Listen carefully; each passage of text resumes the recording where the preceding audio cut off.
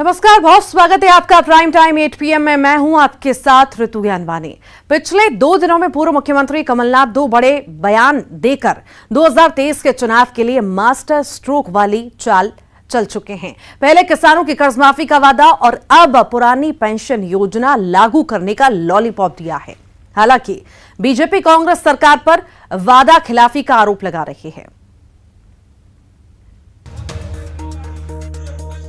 Mission 2023 की तैयारियों में जुटी कांग्रेस ने चुनाव से पहले 2 मास्टर स्ट्रोक चले हैं। पहले किसानों की कर्ज माफी का लॉलीपॉप दिया और अब पुरानी पेंशन बहाली का बहलावा दिया है। मध्य प्रदेश शिक्षक कांग्रेस के प्रांतीय अधिवेशन में प्रदेश के पूर्व सीएम कमलनाथ पहुंचे। प्रदेश के 2.5 लाख से ज्यादा शिक्षक परिवारों को साधने की कोशिश की। इस दौरान कमलनाथ ने बड़ा ऐलान करते हुए कहा, अगर राज्य में कांग्रेस की सरकार बनी तो हम पुरानी पेंशन हर हाल में बहाल करेंगे। देखिए, पुरानी पेंशन योजना में आप कांग्रेस की भावना समझ गए। राजस्थान और छत्तीसगढ़ ये तो स्वाभाविक है कि जो बाकी कांग्रेस स्टेट्स में लागू हुआ वो मध्य प्रदेश में भी लागू होगा। ये कोई नहीं हो सकता। पहले राजस्थान, अब छत्तीसगढ़ की पुरानी पेंशन स्कीम लागू करने के बाद मध्य प्रदेश में पुरानी पेंशन योजना लागू करने की मांग तेज हो गई है। इसे लेकर कर्मचारी संगठन बड़े आंदोलन की चेतावनी भी दे चुके हैं। इसलिए चुनाव में ये मुद्दा हाईटेक रहेगा, इसमें कोई शक नहीं। कमलनाथ का दूसरा मास्टर स्ट्रोक है किसानों की कर्ज माफी। शनिवार को महात्मा ज्योतिबा राव फुले के संयुक्त जयंती महोत्सव में कमलनाथ ने किसानों को लेकर बड़ी घोषणा की थी। कहा था, हमारी सरकार बनेगी तो किसानों का कर्जा माफ करेंगे। किसानों का कर्जा माफ, 27 लाख किसानों का कर्जा पहली किश्त में, दूसरी किश्त चालू हुई थी। कांग्रेस की सरकार आएगी, हम वचनबद्ध हैं, हम कर्जा सब किसानों का माफ करेंगे। हालांकि कमलनाथ के कर्ज माफी वाले बयान पर कृषि मंत्री कमल पटेल ने पलटवार किया है। कहा है, जनता एक बार धोखा खा चुकी है, अब नहीं खाएगी। कांग्रेस ने 2018 में भी कई वादे किए थे, एक भी वादा पूरा नहीं किया। कांग्रेस, कमलनाथ, राहुल गांधी, सोनिया गांधी, दिग्विजय सिंह, सारे नेता एक्सपोज हो चुके हैं जनता के साथ। देखिए, कांग्रेस पहले घोषणा पत्र लाती थी। पिछले चुनाव में कांग्रेस ने एक नई चाल चली कि घोषणा पत्र पे विश्वास नहीं रहा, हम कुछ भी कहेंगे तो वचन देते हैं, क्योंकि ये देश राम का देश है। रघुकुल रीत सदा चली आई, प्राण जाए पर वचन न जाए। इसलिए उन्हें वचन दिया कि हम वचन देते हैं, सौगंध खाते हैं कि 10 दिन के अंदर कर्जा माफ कर देंगे, जैसा सतीश जी ने कहा। राजस्थान में भी कहा, राहुल गांधी ने गिनती करी थी 1 2 3 4 5 9 10, नहीं तो मुख्यमंत्री बदल देंगे। लेकिन कितने महीने हो गए? 40 महीने हो गए, नहीं बदल पाए, कर्जा माफ नहीं किया। मध्य प्रदेश में यह हाल हुआ। चुनावी शंखनाद से पहले कांग्रेस ने 2 बड़े ऐलान करके अपनी मंशा जाहिर कर दी है कि 2023 का चुनाव वो दम और दांव के साथ लड़ना चाहती है। ताबड़तोड़ बैठकों का सिलसिला भी जारी है, यानी कांग्रेस खेमे में चुनाव की जोरदार तैयारी है। Bureau report, news 18, Madhya Pradesh, Chhattisgarh. 2023 के चुनाव से पहले कमलनाथ एक्शन में है। 2 दिनों में जनता से 2 चुनावी वादे भी कर दिए। कल सम्मेलन में किसानों की कर्ज माफी का ऐलान किया था, वादा किया था। आज शिक्षकों के सम्मेलन में पुरानी पेंशन का वादा किया है। हालांकि बीजेपी अलग ही बात कर रही है, वादा खिलाफी का उस पर इल्जाम भी लगा रही है। चलिए आगे बढ़ेंगे। प्रदूषण नियंत्रण करते करते वैज्ञानिक साहब कब करोड़ों की काली कमाई के वैज्ञानिक हो गए, किसी को कानो कान खबर नहीं लगी। आज ईओडब्ल्यू की टीम ने जब छापेमारी की तो इसका बड़ा खुलासा हुआ है। देखिए आप भी। सतना प्रदूषण नियंत्रण बोर्ड का वैज्ञानिक करोड़ों का आसामी निकला। अब तक की जांच में करीब 7 करोड़ की संपत्ति उजागर हो चुकी है। दरअसल आज सुबह 5 बजे ईओडब्ल्यू की 25 सदस्यीय टीम ने छापा मारा तो वो भी हैरान थी। सुशील मिश्रा के घर हुई इस छापेमारी में 30 लाख की नकदी समेत करीब 7 करोड़ की संपत्ति मिली है। ईओडब्ल्यू रीवा की 25 सदस्य टीम इतनी सुबह छापेमारी के लिए पहुंची थी कि किसी को कुछ छुपाने का मौका नहीं मिला। सतना शहर के सिटी कोतवाली थाना इलाके में रहने वाले प्रदूषण नियंत्रण बोर्ड के क्षेत्रीय कार्यालय सतना में तैनात हैं साइंटिस्ट सुशील मिश्रा। ईओडब्ल्यू की टीम जब घर पर दबिश देने पहुंची तो टीम ने घर के अंदर बाहर लोगों का आना जाना रोक दिया और जांच शुरू कर दी। दस्तावेज खंगाले जा रहे हैं। दस्तावेजों से उम्मीद है कि इनकी और अन्यत्र जगह पर भी संपत्ति मिलने की किन धाराओं के तहत अपराध पंजीबद्ध किया गया? अपराध इनके विरुद्ध 13(1)(b), 13(2) भ्रष्टाचार निवारण अधिनियम के अंतर्गत और 120(b) भारतीय दंड संहिता। बैंक खातों की क्या डिटेल अब तक सामने आई है? अब तक 21 बैंक खाते प्राप्त हुए हैं। शुरुआती जांच में साइंटिस्ट सुशील मिश्रा के घर पर 30 लाख रुपए की नकदी, 10 लाख रुपए से ज्यादा की सोने चांदी के जेवरात मिले हैं। साइंटिस्ट के पास स्मार्ट सिटी से लगे बिलहटा ग्राम में 7 एकड़ के फार्म हाउस के अलावा बतखर, घुडांग, अमौधा कला के आसपास कई अचल संपत्तियों के दस्तावेज मिले हैं। इनके पास से 7 वाहन मिले हैं, जिसमें 4 4 व्हीलर, 3 मोटरसाइकिल समेत एक ट्रैक्टर बरामद किया गया है। सर्च कार्रवाई में 30,30,000 रुपए के आसपास नगद धनराशि मिली, लगभग 8 लाख रुपए की ज्वेलरी मिली। इनके पास चल अचल संपत्ति से संबंधित लगभग 4 लाख के अनुबंध पत्र और करीबन 2.25 लाख की रजिस्ट्रियाँ जमीन करोड़ की 2 करोड़ की रजिस्ट्री। हाँ, 2 करोड़ की रजिस्ट्री और 3 करोड़ 4.25 करोड़ के आसपास अनुबंध पत्र मिले। इनके पास 4 बीमा पॉलिसी और 21 बैंक खाते मिले। इनके 2 मकान मिले, 7 एकड़ का फार्म हाउस मिला और उस पर एक आवासीय भवन निर्मित है। इनका अपना भवन यहाँ पर, इसका मूल्य लगभग 30 लाख और उसका अनुमानित मूल्य भी लगभग 17,50,000 रुपये के आसपास है। इनके पास 8 वाहन मिले, जिनका अनुमानित मूल्य 35 लाख रुपये है। साइंटिस्ट की बहू करीब 6 साल से सतना के रामपुर बघेलान में पटवारी पद पर तैनात है। उनके पास से भी कई दस्तावेज मिले हैं, जिसकी जांच की जा रही है। भोपाल में भी जमीन के दस्तावेज मिले हैं, पोस्ट ऑफिस की जानकारी, LIC की जानकारी, बीमा की जानकारी और लॉकर की जानकारी जुटाई जा रही है। 21 बैंक खाते भी मिले हैं। सतना में एक व्यावसायिक भवन समेत 2 मकान मिले, जो काफी आलीशान ढंग से बनाए गए हैं। अभी तक की जांच में करीब 7 करोड़ की संपत्ति बरामद हुई है, जबकि सुनील मिश्रा जूनियर साइंटिस्ट पद पर इसी वर्ष पदस्थ हुए थे। इसके पहले ये लैब असिस्टेंट थे। ऐसे में जांच के आधार पर जो भी दस्तावेज और तथ्य सामने आएंगे, उसके आधार पर आगे की कार्रवाई की जाएगी। शिवेंद्र बघेल, न्यूज़ 18, सतना। सतना में काली कमाई के एक वैज्ञानिक का पर्दाफाश हुआ है, जो काफी हैरान करने वाला है। EOW की छापेमारी में 7 करोड़ की काली कमाई का खुलासा हुआ है। प्रदूषण का नियंत्रण करते करते वैज्ञानिक उगाड़ी करते रहे। जांच के दौरान करोड़ों की संपत्ति के कागजात भी जब्त हुए हैं। जांच आगे बढ़ेगी तो कई और खुलासे भी सामने आ सकते हैं। आगे बढ़ेंगे। त्योहार से पहले सबको सुकून देने के मकसद से खरगोन में आज कर्फ्यू में 9 घंटे की ढील दी गई, जिसके बाद बाजार में रौनक भी दिखाई दी। हालांकि 2 और 3 मई को प्रशासन ने कर्फ्यू जारी रखने का फैसला किया है, लेकिन हालात को देखकर इसमें बदलाव भी हो सकते हैं। देखिए। प्रशासन द्वारा लगातार कर्फ्यू में राहत दी जा रही है। आज भी सुबह 8 बजे से शाम को 5 बजे तक कुल 9 घंटे की छूट दी गई और छूट के दौरान बाजार में काफ़ी रौनक दी जा रही। आगामी त्यौहार और शादी के सीजन को चलते हुए लोग अपनी जरूरी खरीदारी कर रहे हैं। त्योहार से पहले प्रशासन की तरफ से कर्फ्यू में ढील मिली है, तो बाजारों में रौनक छा गई। खरगोन में आज सुबह 8 बजे से शाम 5 बजे तक की छूट के दौरान बाजार में जमकर रौनक देखी गई।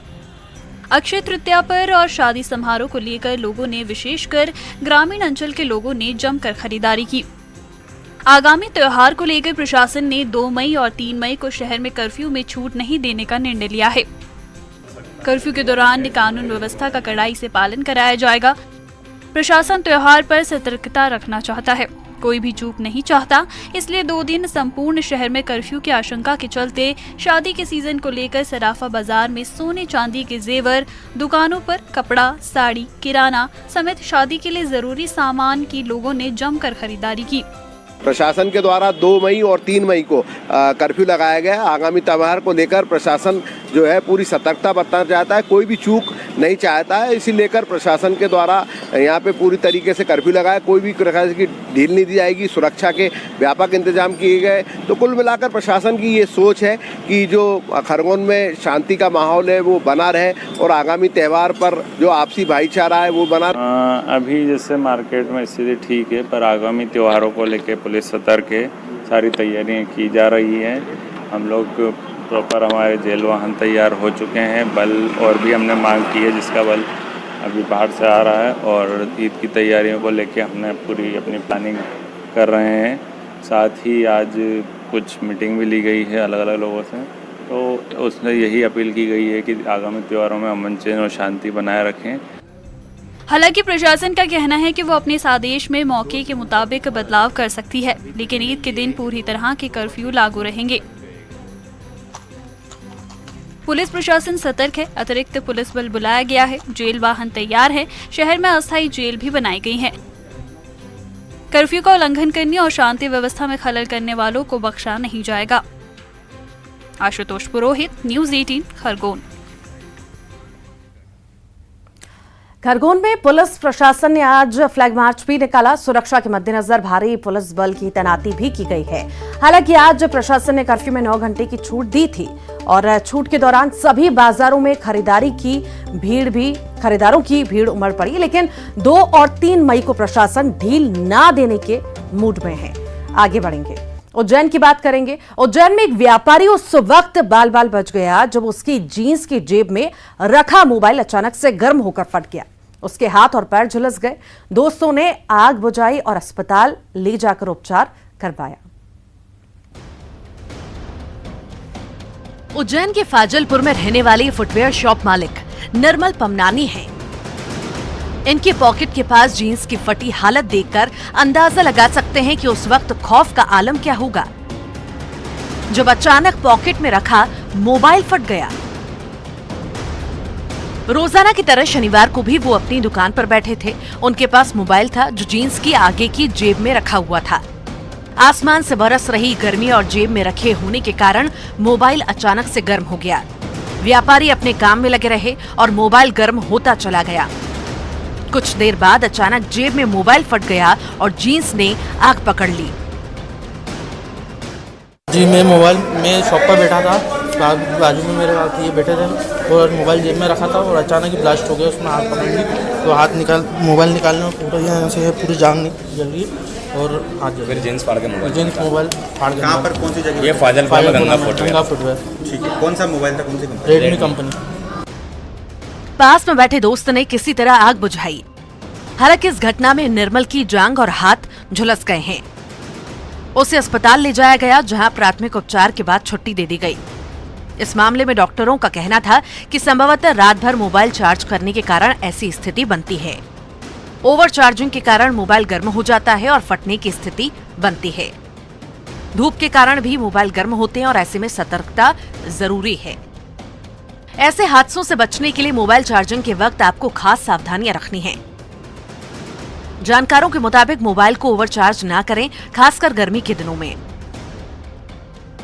मोबाइल चार्जिंग के समय फोन का उपयोग नहीं करें। लोकल चार्जर से मोबाइल को चार्ज ना करें। ज्यादा गर्म होने पर तुरंत मोबाइल को थोड़ी देर के लिए बंद कर दें। धूप में इस्तेमाल करने पर गर्म मोबाइल को तुरंत जींस में ना रखें। Bureau report, news 18, Madhya Pradesh, Chhattisgarh.